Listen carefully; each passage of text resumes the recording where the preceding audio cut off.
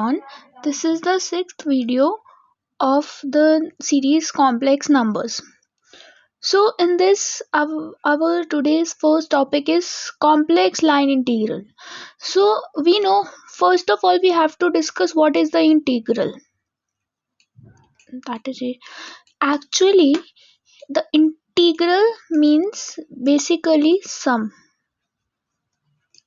Whenever there is integration considered, it means basically a sum. So let us talk about a complex line integral. So take it this curve, let's say C. It has 2 points, that is from A to B. Suppose there is a function fx at the point. So if we have to know the function at this point, this point, this point, this point, this point, this point. So what we do is, for defining this whole curve by this function, what we do is the integration of the function. That is, usually it means that fz at, suppose this is a point a1, this is a2, and this is b2. So suppose fz at a1 plus fz at a2 plus fz at b2. So on, continue, it remain to be continued. So this fz, summation of this fz is known as complex line integral, and it can be denoted by the integral sign fx, that is the function of complex number with respect to dz, the integral with respect to dz from a to b, that is from a point to b point. Or this can be referred as over c, that is over all the curve. If fx is analytic at all points in R, suppose this is the R, means this is the region in which fx lies. So if or fx is analytic, by analytic what I mean, three conditions. What were they? First, continuous, it should be continuous, it should have unique, second, it should have unique derivative, and third, CR equations. So all these conditions are verified at the point in R, and C is a curve. C and fx should be lie in the same region. Then fz is continuous and therefore integrable through longer c. Suppose this is the reason. So first thing, you can say that the condition for fz to be integrable is that fz and c should lie in the same region, and fz must be analytic on all points over the curve. So moving forward, the next topic for the day is connections between real and complex line integral. We know fz is equals to u plus iota v, where u is the real part. And how can we mention it? We can it equal to u xy, because it is term of x and y. Similarly, v is imaginary part and also can refer as to v x y. So if we have to write the integral of fz over c, so we can write it as u plus iota v into dx plus iota dv. Why we write it as this? Because we know z is equals to x plus iota y. So dz is equals to dx plus iota dy. On solving this, that is, how to be solve it? Multiply this term with whole this, and then this term with whole this.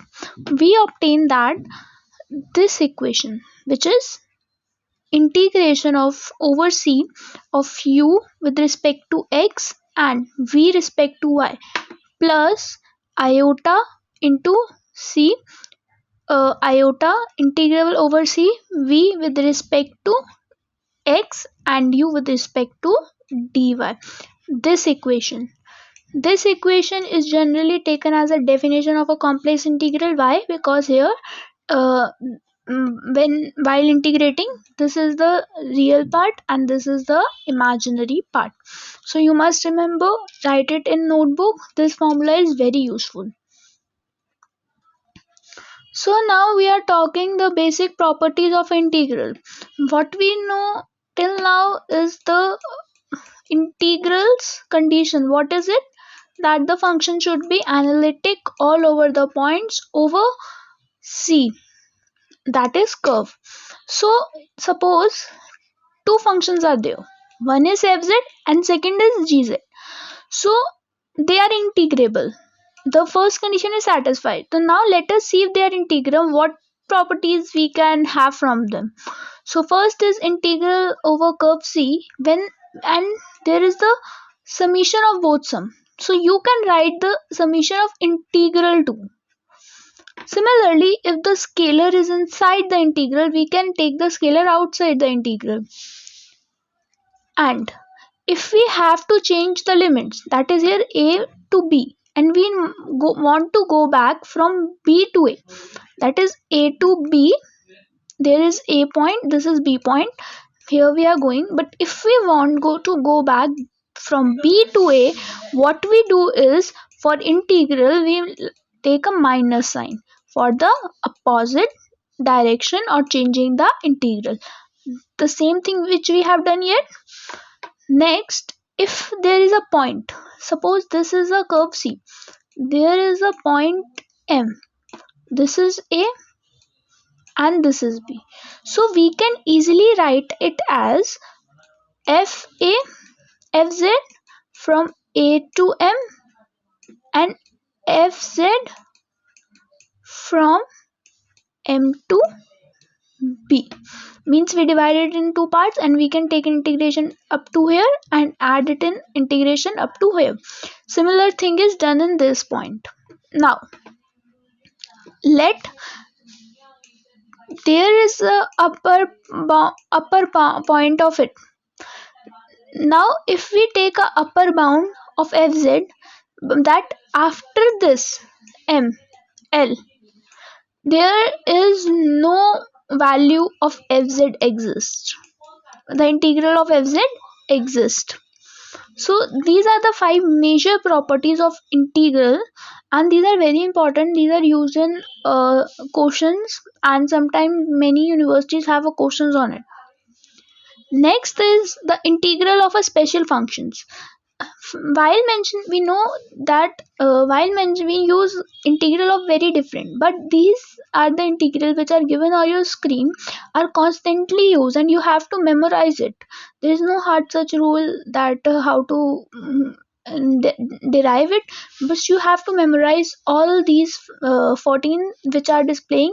You can take the screenshot and learn 2-3 times on your write 2-3 times on your notebook, then you are able to learn it.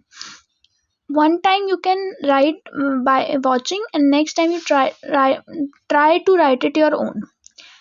You can take the screenshot. The second is also the continuation of the special integrals. In these all the formulas which covers almost every question of a complex integral which we are going to do. So I hope you take the screenshot. Let's talk about Cauchy's theorem, or you can say the Cauchy-Gortat equation. Let's talk about Cauchy's theorem, or you can say Cauchy-Gortat equation or Euler-Nash theorem. So let's suppose this is a region R.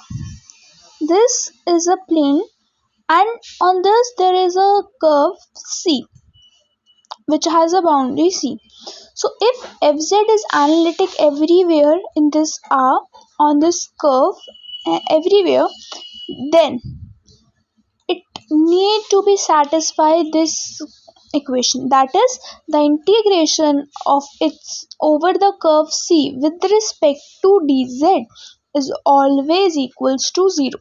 This is what our Cauchy-Gortat theorem suggests, that fz is analytic in region R and order its boundary C, then the integral of fz over C is always equals to 0. The next theorem which we are gonna discuss in this video is Morera's theorem.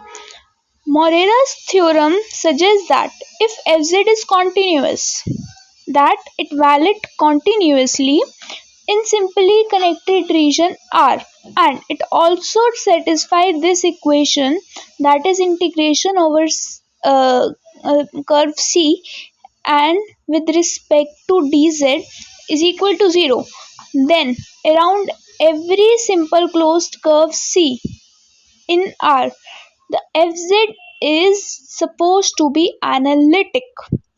Or you can say that Morera's theorem is the converse of Cauchy's theorem. It suggests that if the integration all over the C of fz with respect to dz is equals to 0 and fz is continuous in simply connected region R, then fz need to be analytic. Next and last topic of the day is indefinite integral. By indefinite integral, what I mean is that there is no limits which are given. Usually there is limit given a to b fz dz. That is, it means from point A to point A. But in indefinite integrals, we don't have a starting point and ending point. So what we do is we add a constant c. We just integrate it over fz and with respect to dz and add the constant in it. So this is all for the today, and I hope you like this video. Do comment and tell me, do you able to learn it and like this video. Thank you so much. Have a good day. Bye.